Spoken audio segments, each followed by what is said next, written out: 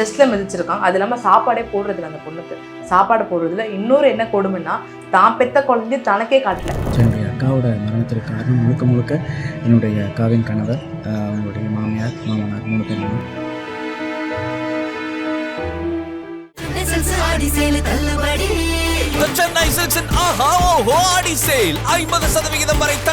திருமணமாகி 1 year தான் ஆகுது பாக்கியலட்சுமிக்கு. குடும்பமா பார்த்து தான் திருமணம் பண்ணி வைக்கிறாங்க. பார்க்கும்போது தெரிஞ்சு மிடில் கிளாஸ் ஃபேமிலி தான் இவங்க. இவங்களால முடிஞ்ச டவுரியும் எல்லாம் போட்டு தான் பண்ணி வைக்கிறாங்க. ஆனால் திருமணத்துக்கு முன்னாடி என்ன சொல்றாங்கன்னா, எனக்கு ஒரு டவுரி வேணாம், ஒரு சொத்து வேணாம், உங்க பொண்ணை கொடுத்தா மட்டும் போதும், அதாவது பாக்கியலட்சுமியை கொடுத்தா மட்டும் போதும், நாங்களே எல்லாமே போட்டு நாங்களே எல்லாமே பண்ணிப்போம் அப்படின்னு தான் ஒரு வெளி உலகத்துக்கு ஒரு முகத்தை காட்டுறாங்க. பட் திருமணமாகி இந்த பெண் வீட்டுக்கு போனதுல இருந்து இந்த பெண்ணை வீட்டில் இருக்க ஃப்ரிட்ஜ் கேட்கறதா இருக்கட்டும், நகை கேட்கறதா இருக்கட்டும், எதுவுமே போடல, நீங்க எதுவுமே இல்லை அப்படின்னு சொல்லிட்டு இந்த பொண்ணை பார்த்தீங்கன்னா ரொம்ப துன்புறுத்தி தான் வந்துட்டு இருந்திருக்காங்க. அக்காவோட மரணத்தில் இருக்கிற மர்மத்தை கண்டிப்பாக கண்டுபிடிச்சே ஆகணும்.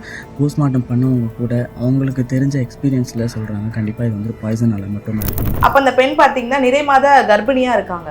ஸோ என்ன பண்ணுறாங்கன்னா, இதுக்கப்புறம் எனக்கு வாழ முடியல அப்படின்னு சொல்லிட்டு அவங்களோட தாயார் வீட்டுக்கு போகிறாங்க. அப்படி போகும்பொழுது அவங்க தாயாரும் புரிஞ்சுக்கிட்டாங்க இந்த விஷயம் நடந்துட்டு இருக்கு, இந்த பெண்ணை எவ்வளோ தூரம் கஷ்டப்படுத்துறாங்க, டவுரி கேட்டு எவ்வளோ விஷயங்கள் பண்ணுறாங்கன்றதுக்காக நீ நம்ம வீட்டிலே இருந்துக்கோப்பா அப்படின்றாங்க. அவங்களுக்கு அந்த வீட்டில் இருந்துட்டதுக்கப்புறம் அவங்களுக்கு குழந்தை பிறகுது, பெண் குழந்தை பிறந்தோடனே இவங்க என்ன பண்ணுறாங்க, அவங்க ஹஸ்பண்ட் அவங்க இன்லாஸ்லாம் பார்க்க வராங்க. வரும்பொழுது நாங்கள் கூட்டிகிட்டு போய் பார்த்துக்குறோம், நீங்கள் ஏன் பார்த்துக்கிறோம், நாங்கள் போய் கூட்டிகிட்டு போய் பார்த்துக்குறோம் அப்படின்னு சொல்லிட்டு குழந்தை பிறந்து 20 நாட்களில் பார்த்தீங்கன்னா அந்த பெண்ணை கூப்பிட்டு போகிறாங்க. சரி, மாமியார் வீட்டுக்கு அந்த பெண் போகுது, நம்பி போகிறாங்க, நினச்சதான் பார்த்துப்பாங்க, பிரச்சனை இருக்காது அப்படின்னு சொல்லிட்டு அந்த பெண் நம்பி போகும் பொழுது அந்த இடத்துல என்ன பண்ணிருக்காங்க, திருப்பி அந்த பொண்ணை அவ்வளோ டார்ச்சர் பண்ணியிருக்காங்க. அவங்க மாமனார் அவங்க கணவரோட சைட்லேயே பார்த்தீங்கன்னா எதுவுமே தெரியாத மாதிரி தான் நடிக்கிறாங்க. ஐயோ விழுந்துட்டாலே வாங்க பாலாம் அப்படின்னு சொல்லிட்டு ஹாஸ்பிட்டலுக்கு கூப்பிட்டு போகிறாங்க. கவர்மெண்ட் ஹாஸ்பிட்டலுக்கு கூப்பிட்டு போய் பார்க்கும் பொழுது உயிரிழக்கும் போது கூட அவங்களோட பாக்கியலட்சுமியோட அம்மாக்கும் அப்பாவுக்கும் அவங்க மேலே பெரிய லெவலில் சந்தேகம் கிடையாது, சரி என்னமோ இருந்திருக்கும் அப்படின்ட்டு நம்பிக்கையோடு தான் இருக்காங்க. அப்புறம் போஸ்ட்மார்ட்டம் ரிப்போர்ட் தான் தெரிய வருது, அந்த பெண்ணை வந்து பார்த்தீங்கன்னா கழுத்துலேயே நெரிச்சிருக்காங்க. இது கொலையோ தற்கொலையோ அப்படின்றது வந்துட்டு விசாரிக்கிறதுக்கு அப்புறமா நமக்கு தெரிய வரும். ஆனால் அது வரைக்கும் என்னென்னலாம் நடந்துட்டு இருக்குது, யார் யார் அரெஸ்ட் பண்ணணும், யார் யார் அரெஸ்ட் பண்ணியிருக்காங்க அப்படின்ற விஷயம் எல்லாமே வந்துட்டு மீடியா இந்த உலகத்துக்கு கண்டிப்பாக காமிச்சே ஆகணும். அது மட்டும் இல்லாமல் அந்த பெண்ணுக்கு சாப்பாடும் கொடுக்கலன்ற விஷயம், இது இல்லாமல் இன்னும் கொடுமையான விஷயம் என்னன்னா, அந்த பெண்ணுக்கு இவங்க தான் பாய்சன் வச்சு கொலை பண்ணியிருக்காங்க. இப்படி அடி வாங்கி பாவம் ஒரு சின்ன பொண்ணு குழந்தை பெற்றிருக்கு அப்படின்னு கூட பார்க்காம அடிச்சு சாவடிச்சிருக்கிறாங்க. அது யாருக்குமே தெரியல. இந்த நம்ம படத்துல தான் பார்த்திருப்போம், யாருக்குமே தெரியாம கொலை பண்ணிட்டு கமுக்கமா இருக்கிறதெல்லாம் இப்போ நேர்லயே பார்க்குறோம். நிறைய விஷயங்கள் நடந்துட்டு இருக்கு. இந்த மாதிரி பண்றவங்க எல்லாம் வந்துட்டு என்னமே பண்ணலாம். போலீஸ் ஸ்டேஷன்ல உங்களுக்கு வீட்டுக்கு போக சேஃப்டியா இல்லையா, இனி ஒரு சேஃப்டியான இடத்துக்கு கொண்டு போய் விடுங்கன்னா அவங்களே உங்களுக்கு ரொம்ப சேஃப்டியான இடத்துல பிரைவேட் கம்ப்ளைண்ட் கொடுக்கலாம். அந்த அளவுக்கு பெண்களுக்கு சட்டங்கள் இருக்கு, கண்டிப்பா நிறைய சட்டங்கள் இருக்கு. இறப்பு ஒன்றுதான் வழியே கிடையாது.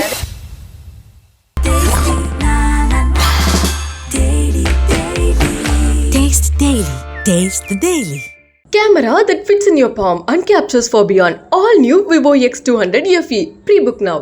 அவல்கிளிட்ஸ் நேயர்களுக்கு வணக்கம். இன்றைய நேர்காணலில் அட்வொகேட் ஹரிணி அவங்க கிட்ட பட்டுக்கோட்டையை சேர்ந்த, அதாவது தஞ்சாவூர் மாவட்டம் பட்டுக்கோட்டை அங்கே ஒரு கிராமத்தில் வந்துட்டு பாக்கியலட்சுமி அப்படிங்கிற பொண்ணு வந்து வரதட்சணை கொடுமையால் விஷம் கொடுத்து வந்து அவங்கள சாவடிச்சிருக்கிறாங்க. ஸோ அதை பற்றின ஒரு தெளிவான விளக்கத்தை கேட்டு தெரிஞ்சுக்கலாம் வாங்க. வணக்கம். வணக்கம்.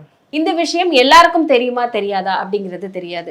தஞ்சாவூர் மாவட்டம் பட்டுக்கோட்டை ஆத்திக்கோட்டைன்னு சொல்றாங்க அந்த ஊரை சேர்ந்த பாக்கியலட்சுமிங்கிற ஒரு பொண்ணு வந்துட்டு மாமனார் மாமியாரால் கணவனும் சேர்ந்துதான் கொடுமை செஞ்சு அந்த குழந்தை வந்து அந்த பெண் வந்து இப்போதான் குழந்தை பெற்று 30 நாட்கள் தான் ஆகுது. அந்த குழந்தைய வந்து மார்பில் எட்டி மிதிச்சு விஷம் சாப்பாட்டில் விஷம் கலந்து கொண்டிருக்காங்க அப்படிங்கிறது போஸ்ட்மார்ட்டம் ரிப்போர்ட்டில் வந்திருக்கு.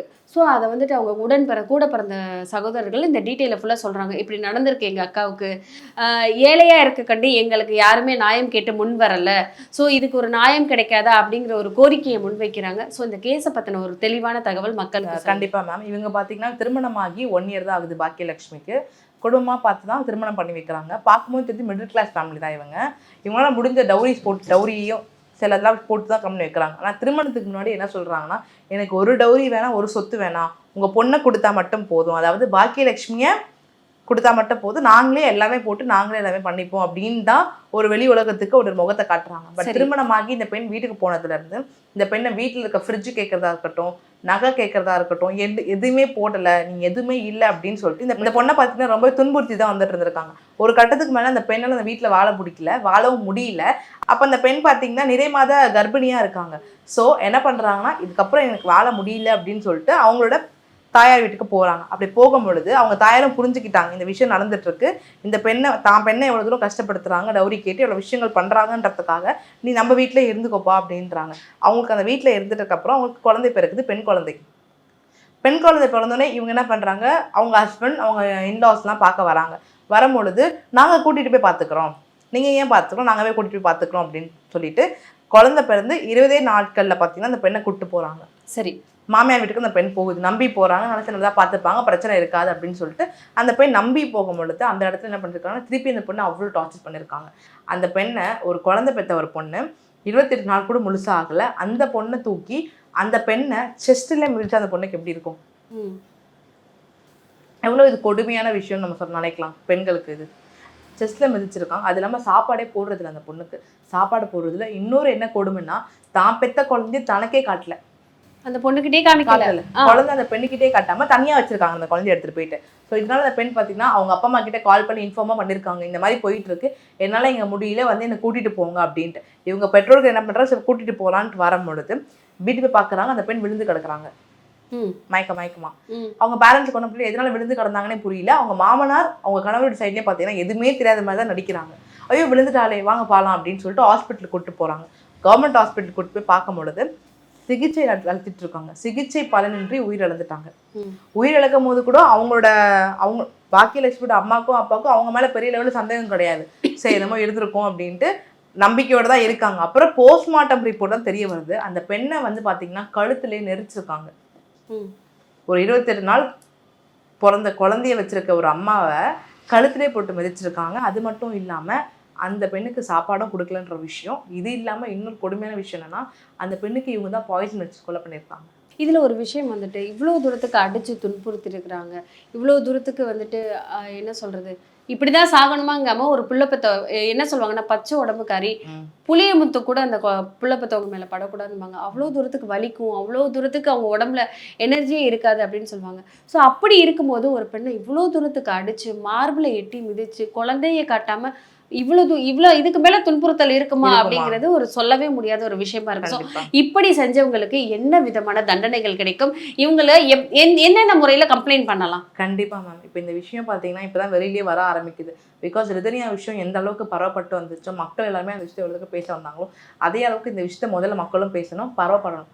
படும்பொழுது மட்டும்தான் அதுக்கான நீதிகள் கிடைக்கிறதுக்கான வாய்ப்புகள் அதிகம். இதை தாண்டி இங்கே பாதிக்கப்பட்ட குடும்பம் பார்த்தீங்கன்னா ஆல்ரெடி போஸ்ட்மார்ட்டம் ரிப்போர்ட் இறந்துருக்காங்க. பிகாஸ் திருமணமாகி 7 வருஷத்துக்குள்ளே ஒரு பெண் இறக்குறாங்க அப்படின்னும் பொழுது சட்டத்தின் படி பார்த்தீங்கன்னா கணவராலேயோ அவங்க இன்லாஸ்னால இறந்த மாதிரி தான் கருதப்படும். ஸோ அது விசாரணை பண்ணுவாங்க. ஸோ அது போஸ்ட்மார்ட்டம் ரிப்போர்ட்டில் கிளியராக தெரிஞ்சிச்சு விஷம் வச்சுருக்காங்க அப்படின்னு சொல்லிட்டு. ஸோ போலீஸ் பார்த்தீங்கன்னா கண்டிப்பாக அவர் கணவரையும் சரி அவங்களோட மதர் இன் லாவாக இருக்கட்டும், ஃபாதர் இன் லாவாக இருக்கட்டும் அரெஸ்ட் பண்ணுறதுக்கான வாய்ப்புகள் அதிகம் இருக்குது. கண்டிப்பாக அவங்க மேலே எஃப்ஐஆர் ஃபைல் பண்ணி அரெஸ்ட் பண்ணுறதுக்கான வாய்ப்புகள் அதிகமாக இருக்குது. அதுக்கப்புறம் அவங்களுக்கு பெயில் கிடைக்குமா பெயில் கிடைக்காதா அப்படின்ற விஷயத்தை கோர்ட் டிசைட் பண்ணணும். அதுக்கப்புறம் எப்பயும் போல் கேஸ் நடத்தி இந்த கேஸில் மட்டும் அவங்க தான் இந்த பெண்ணை சூசைட் இந்த பொண்ணை மர்டரே பண்ணியிருக்காங்க, சூசைடே கிடையாது மர்டர், இது ஆக்சுவலி மர்டர் பண்ணியிருக்காங்கன்னு ஒரு விஷயம் மட்டும் ப்ரூவ் ஆகுது அப்படின்னும் போது கண்டிப்பாக அவங்களுக்கு வாழும் வரை சிறு தண்ணி கடை கூட ஏகப்பட்ட வாய்ப்புகள் இருக்குது. ஓகே, இதையும் தாண்டி இன்னொரு விஷயம் என்னென்னா, பெண்களுக்காக இந்த கேள்வி கேட்குறேன்.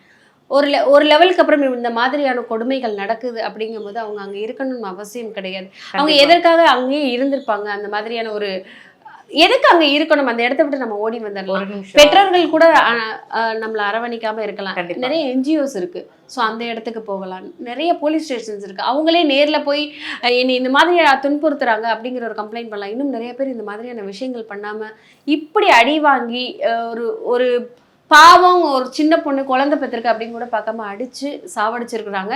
அது யாருக்குமே தெரியல. இந்த நம்ம படத்துல தான் பார்த்துருப்போம், யாருக்குமே தெரியாம கொலை பண்ணிட்டு கமுக்கமா இருக்கிறதெல்லாம் இப்போ நேர்லயே பார்க்குறோம். நிறைய விஷயங்கள் நடந்துட்டு இருக்கு. இந்த மாதிரி பண்றவங்க எல்லாம் வந்துட்டு என்ன மேம் பண்ணலாம்? கண்டிப்பா மேம். இப்போ ரிதன்யா கேஸ் போது பார்த்தீங்கன்னா அந்த பெண் படித்த பிள்ளையா இருக்கு, பணக்கார வீட்டு பிள்ளையா இருக்கு, ஆனால் அதை ஹேண்டில் பண்ண முடியாத ஒரு சூழ்நிலையில் வளர்ந்த ஒரு பிள்ளையா இருக்கும். எனக்கு அந்த பொண்ணு இல்லை. இப்போ இந்த பொண்ணு பார்த்தீங்கன்னா பார்க்கும்போது தெரியுது, பார்க்கவே ரொம்ப சின்ன பொண்ணு மாதிரி தான் இருக்கும். ஸோ இது வந்து கண்டிப்பாக அந்த பெண்ணுக்கு 18 வயசு கம்ப்ளீட் ஆயிருந்துருக்கலாம், பட் சீக்கிரமாக பண்ண ஒரு மேரேஜ் தான். ஸோ முதல்ல உங்கள் ஒரு பொண்ணு வச்சு வளர்க்குறீங்க, நம்ம ஃபஸ்ட்டு அந்த பெண்ணுக்கு என்ன கொடுக்கணும், நீங்கள் கல்வி படிப்பு ப்ராப்பராக கல்வி கொடுக்கணும். அந்த கல்வி அந்த பெண் வந்து ஒரு உத்தியோகத்தில் இருக்கணும். கண்டிப்பாக ஒரு இடத்துல போயிட்டு ஒரு ப்ராப்பரான ஒர்க்கில் போய் ப்ளேஸ் ஆகணும்.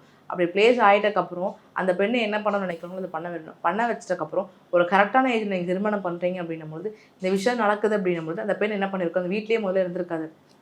நைட்டாக இருந்தாலும் தைரியமாக ஹார்ட்டை பிடிச்சி வந்துடும். புரியுதுங்களா? கண்டிப்பா. பட் இந்த பெண் பார்த்தீங்கன்னா ஊர் சார்ந்த ஒரு பெண்ணாக இருக்காங்கன்னும் போது அந்த தைரியம் இருக்குமா?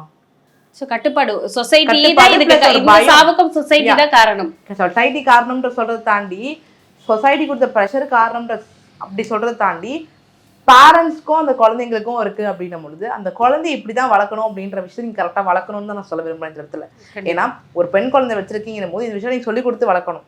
நாளைக்கு எதனா உனக்கு எதாவது ப்ராப்ளம் ஆகுச்சுன்னா நீ நைட் ஆனாலும் தைரியமா கிளம்பு அப்படின்ற விஷயம். இப்போ ஊர்ல இருக்காங்கன்னும் போது அவங்க ஈவினிங் மேலே வெளில வரமாட்டாங்க பெரிய இதுல லெவலில். ஒரு பெரிய கொடுமை என்னன்னா மேம், பெத்த குழந்தை அந்த பொண்ணு கிட்ட காட்டல. காட்டல. அவ்வளவு தூரத்துக்கு அந்த காலத்துலதான் சொல்லுவாங்க மாமியார் கொடுமைகள், கல்யாணம் பண்ணி போனா கொடுமை எல்லாம் இருக்கணும். இப்ப அப்படிலாம் கிடையாது. எல்லாருமே ஃப்ரீடம் இருக்கு. லேடிஸ் வேலைக்கு போகலாம், இண்டிபெண்டா இருக்கலாம், கணவன் வேலைக்கு போகலாம். நம்ம நிறைய சொசைட்டி மாதிரி டெக்னாலஜி மாதிரி நிறைய விஷயங்களை தாண்டி வந்து நிக்கிறோம். அந்த இடத்துல தான் பெத்த குழந்தைய காமிக்கல, அந்த அளவுக்கு கொடுமை பண்ற மக்களும் இப்ப இருந்துட்டு இருக்காங்க அப்படிங்கிறது இது மூலமா வெளியே வருது. இதுவே அந்த இடத்துல வந்துட்டு போல்டா இருக்க ஒரு பொண்ணு வந்து என்ன பண்ணிருப்பாங்க, திருப்பி ஒரு 4 அடி அடிச்சுட்டு வந்துட்டே வந்திருப்பாங்க. அப்ப நீங்க உங்க பெண்ணை எப்படி வளர்க்கணும்? ரொம்ப போல்டா தான் வளர்க்கணும். கண்டிப்பா போல்டா வளர்க்கணும். இந்த விஷயம்லாம் பார்க்கும்பொழுது எப்படி வளர்க்கணும்னா, உங்க பெண் நாளைக்கு திருமணமாகி போறாங்கன்னும் போது என்ன நடந்தாலும் அந்த வீட்டுல தான் இருக்கணும்ன்ற சொல்லணும் நிப்பாட்டுங்க. தேவையில்லை. அடுத்து அவங்களுக்கு வாழ்க்கை இருக்கு. கரெக்டுங்களா? ஒருத்தவங்க அடிச்சு தான் பெத்த குழந்தை தான் பார்க்க விடாம ஒரு சித்திரவதை பண்றாங்கன்னும் போது அந்த இடத்துல இந்த பெண் பாக்கியலட்சுமின்ற ஒரு பெண் பார்த்தீங்கன்னா அந்த இடத்துல செவில்ல அடிச்சு வெளில வந்திருந்தாங்கன்னு வைங்களேன், இன்னைக்கு எப்படி உயிரிழந்திருப்பாங்களா அவங்க? பட் என்ன பண்றது தெரியாம, எது எப்படி சொல்றதுன்னு தெரியாம, யார்கிட்ட போய் சொல்றதுன்னு தெரியாத ஒரு ஒரு ஒரு சொசைட்டியில் அவங்க சொசைட்டியில் வாழ்றதை தாண்டி அவங்க இருந்த வாழ்க்கை அந்த மாதிரி இருந்திருக்கு. அப்படி வாழவும் தான் இன்னைக்கு அவங்க இல்லை. கண்டிப்பா பாக்கியலட்சுமி, அதாவது இந்த பொண்ணுக்கு பாக்கியலட்சுமிக்கு நீதி கிடைக்கும் வரை எல்லா இடங்களிலும் இந்த மாதிரியான விஷயங்கள் பத்தி பேசுவோம். தெரிஞ்சது இந்த ஒரு பாக்கியலட்சுமி, தெரியாம நிறைய பாக்கியலட்சுமி பாக்குற பெண்களுக்கு ரிதனியாவா இருக்கட்டும், எல்லா விஷயங்களும் ஒரு நாளைக்கு ஒரு டவுரி ஹராஸ்மெண்ட், டவுரி டெத் வந்துகிட்டே தான் இருக்கு. அப்படி வருதுன்னும் போது அந்த இடத்துல நீங்க நிக்கிறீங்கன்னும் போது அப்படிப்பட்ட பார்ட்னரே உங்களுக்கு தேவை கிடையாது. கண்டிப்பா அப்படின்ற ஒரு விஷயத்த தெரிஞ்சுக்கிட்டு நீங்க முதல்ல வீட்டுல இருந்து வரணும். உங்க வீட்டுல ஏத்துக்கலையா, உங்க அம்மா அப்பா ஏத்துக்கலையா, எவ்வளவு ஏத்துக்கலனாலும் பரவாயில்ல, நீங்க செல்ஃப் இண்டிபெண்டா இருக்கணும். ஃபர்ஸ்ட் நீங்க வெளியில வந்தாலுமே நீங்க உங்களை பாத்துக்கிற அளவுக்கு இருக்கணும். அப்படி பாத்துக்க அளவுக்கு நீங்க இல்லைனாலுமே அரசாங்கம் உங்களுக்கு எல்லா உதவியுமே பண்றாங்க. ஸோ பயப்படாம தாராளமா வெளில வரலாம். கண்டிப்பா. இப்போ நீங்க சொல்ற மாதிரி பணக்கார வீட்டு பெண்ணா இருக்காங்க, இதெல்லாம் வசதியா இருக்காங்க, படிச்ச பெண்ணா இருக்காங்க அப்படின்னா வெளியில வரதுக்கான ஒரு வசதி வாய்ப்புகள் இருக்கும். வெளியில வந்தாலும் பொழைச்சிக்கலான்ற ஒரு விஷயம் இருக்கும். பட் இந்த மாதிரி பாக்கியலட்சுமி மாதிரி ஒரு ஊர்ல இருக்க ஒரு பெண் படிப்பறிவில் இருக்கு, பட் பெரிய லெவலில் படிக்கல அப்படின்னும் போது வெளியில வரதுக்கான பயம் இருக்கும். ஸோ நீங்க அப்படி இருக்கீங்கன்னும் போது பயப்படவே தேவையில்லை. நீங்க தாராளமா உங்க நேர்பக்க போலீஸ் ஸ்டேஷன்ல போய் நீங்க கம்ப்ளைண்ட் கொடுக்கலாம். நீங்க அப்படி கொடுக்குறீங்கன்னும் பொழுது அந்த பர்டிகுலர் பர்சனை கூப்பிட்டு விசாரிப்பாங்க. சரிங்களா? சில பெண்கள் சொல்றது என்னன்னா, என்கிட்ட நிறைய பெண்கள் சொல்றது என்னன்னா, மேம் நீங்க சொல்றீங்க கேஸ் ஃபைல் பண்ணுன்றீங்க, எல்லாமே பண்றீங்க, பட் என்னை பாத்துக்கிறதுக்கு எனக்கே காசு இல்லை மேம். அந்த பயம் இருக்கும்ல, வாழ்றதுக்கு வெளியே வரதுக்கு ஆட்டோ பிடிச்சி போறதுக்கு அது காசு வேணும். நிறைய பெண்கள் யோசிக்கிறேன்னா, நான் என் கணவரை நம்பி மட்டும்தான் இருக்கேன், அப்படி இருக்கும்போது நான் எப்படி வருமானம் ஏர்ன் பண்ணுவேன் போது நீங்க பயப்படவே வேண்டாம். நீங்க உங்க கணவர் வந்து உங்களை இந்த அளவுக்கு அடிச்சு துன்புறுத்துறாருன்னும் போது இந்த அரண்மனை வீட்டுல இருந்து வெளியில வாங்க. நீங்க உங்க கணவர் கிட்ட இருந்து ரெசிடென்ஸ் ஆர்டர் வாங்கலாம். அதாவது நீங்க தங்குற இடத்துக்கான வாடகையில இருந்து எல்லாமே வாங்கலாம். அதை தாண்டி உங்க குழந்தைய பாத்துக்கிற கஸ்டடி உங்களால வாங்க முடியும். அது இல்லாம காம்பன்சேஷன் வாங்கலாம். உங்க கணவர் மாசம் உங்களுக்கு காசு கொடுக்கறதுக்கு தாராளமா நீங்க மெயின்டெனன்ஸ் கூட வாங்கலாம். எவ்வளவு விஷயங்கள் பெண்களுக்கு இருக்குன்றத கண்டிப்பா பெண்கள் தெரிஞ்சுக்கணும். இந்த விஷயம் நான் ஏன் சொல்றேன்னா, ஒரு சில பெண்கள் வந்து பகுத்தறிவு இல்லாம இருக்காங்க, படிப்பு இல்லாம இருக்கு. அப்படி இல்லாத பெண்களுக்கு எவ்வளவு விஷயங்கள் இருக்குன்றத கண்டிப்பா தெரிஞ்சுக்கணும். கண்டிப்பா. சோ நிறைய இடங்கள் இருக்கு. போலீஸ் ஸ்டேஷன்ல போய் கம்ப்ளைண்ட் பண்ணுங்க.